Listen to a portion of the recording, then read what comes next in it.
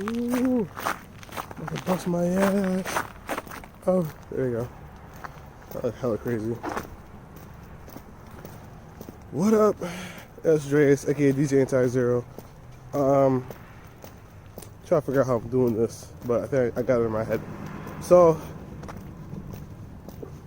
come from my friend's crib. I'm grabbing food, and I was like, this would be the time to talk about what I need to talk about in my head. Starting wise, the video that you just seen was a video about me traveling to Kirkwood, not knowing I was going to Kirkwood, not knowing the bus that I was on was going to end up to go to Kirkwood, because it was supposed to stop by my best friend's house, but I didn't see my best friend, so I stood in the bus because I thought it was going to take me back to the junction, and I ended up actually going to Kirkwood instead. And I stayed on the bus there. I knew if I got off, then I would have to pay a Lyft or Uber to get to wherever, and it would cost me more money, so I just stayed on the bus. And I actually eventually got back to Bing. So yeah, adventure time. Excuse me. Our friend's cleaning right now. I'm not trying to cry or feel that emotional right now. On my way to go grab us food, but she's leaving, and people are gonna be like, "Why are you crying?" She's supposed to be just like, not just, but from people's description, oh, she's not my girl or anything like that, and that's true. Like, we're not together.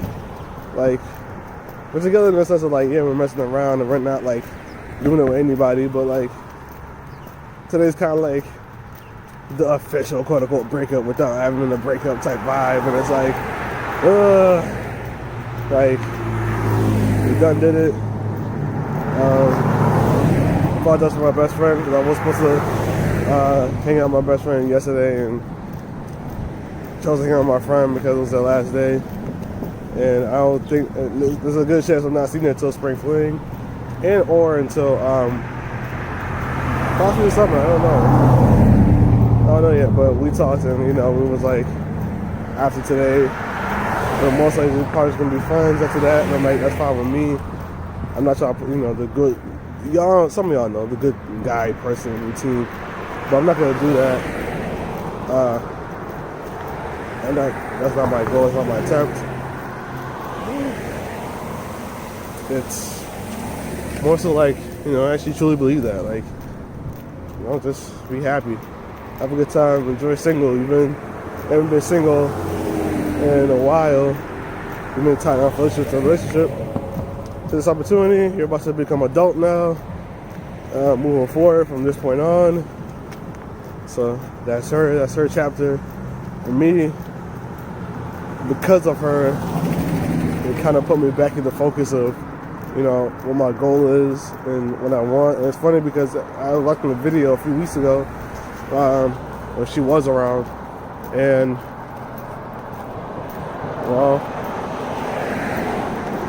what taught me was to be more connected with the people that's around you, in the sense of like, give them calls from time to time, and I don't have to hang out with them, but like check up on them in a sense. And all honesty, after hearing that video and hearing what it had to say about it, I'm gonna do that more often. The reason why they say that is because it helps, focus better. It helps you like remember like why you're doing what you're doing and who you're doing it for, because you can get lost if you just keep focusing on work and never really focus on the people. 17 comes.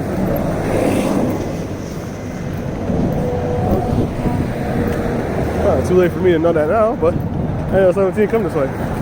Almost dust in the air. So, yeah, that's all I'm feeling. Slight depressed. I really do like her though. I kind of wish this could be a little bit longer, but I'm not aiming for this to be any more. Okay, I found it. any more any more different. So come to realization, my friend works at Village Diner, somebody that I went on a date with, and I don't know, it's really cool. But what I wanted to get at was, or at least why I came back for the 2 seconds when I thought I was gonna leave, but I didn't leave. There's a lot of things like she's gonna miss like her time in Binghamton, and I guess like she told me that it was like sad for her when she left originally for like a good like month, about 3 weeks. But then like I guess I made it like make her want to miss Binghamton, and just a reflection on me going to Binghamton. I'm about to cry. Going to 2020. I'm only crying because every time I think about it now, I think about that note card that she gave me and how I felt. Ooh, yeah. So that shit gonna hit me. This is that note kind of up there. I'm missing all cars coming. All right. Be good. So yeah. So fuck. Car distracting me. And the birds are doing it now too.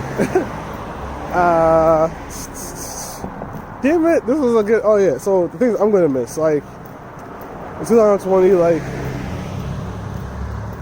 I don't know, like, I feel like I'm gonna be missing, I lied, it's not missing. I'm more appreciative about the things I've been doing in Binghamton. Like I was telling her about, like, as much as I want to move to the city, and as much as, like, I want the city life, like, I want to live in a nice apartment in the city and whatnot, I don't think, like, I could say that same thing having kids or even having a significant other. I don't think I can say that. I don't think I can sit here and be like, yo, you know, I'm my significant, like, my significant other decision. Unless, like, we're both working, but, like, if we're, like, in the mindset of, like, starting a family, I think, because I was like, maybe Long Island, maybe Jersey, possibly even Queens. I don't know about Canada, but maybe Cali, possibly Rochester, or even Binghamton. Something a bit more quiet to raise a family is where my mind goes. Like, I definitely want, don't get me wrong, I'm saying this, but I definitely want the city. I definitely want the city life. But, like, knowing that I'm gonna want a family at some point, I don't see myself staying in the city. I don't want to raise my kid in the city. Like, I want my selfishness first. Like, yes, I want to do me, but I don't think I want to raise a kid in the city. So that's something that I kind of just started thinking about. And no, I'm not having no kid anytime soon, and nobody's pregnant on my end. It's just, you know, it's there. And I'm also speaking back to me being appreciative. I appreciate, like, you know, just spending time with her, and it feels, you know, I can take my mind off of stuff, like, right now. I mean, I'm taking my mind off stuff right now because it's kind of a break season or break week, because I'm not really working right now, and, you know, she kind of leaving, and I feel like nothing serious is going on in Binghamton. Maybe put in work, but, you know, at the same time, I do want to put in work just because I'm going to put in work. But then I'm also appreciative because, you know, having a best friend and that can just even deal with me.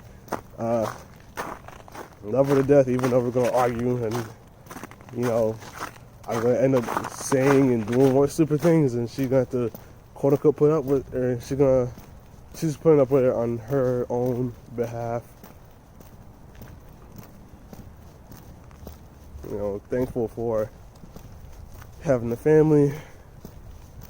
I'm thankful for the people I met, whether, you know, they got on my nerve or they made me one of the happiest people around.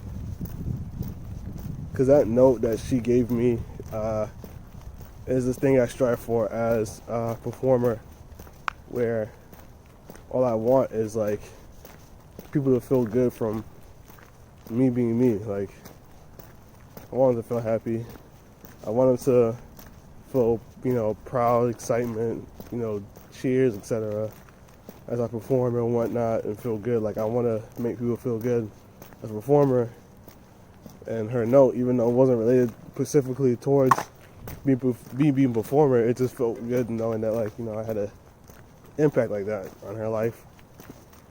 And thankful for the Project DCX team, and people that came in and out of it. Just thankful for a lot of things. And like I said, I feel fulfilled. So, like, this is like one of those, like, if I were to go right now, then it's like, I'm happy. Like, I feel like I impacted a lot of lives in a very good way. Yeah, I don't think nothing can take away this feeling at all.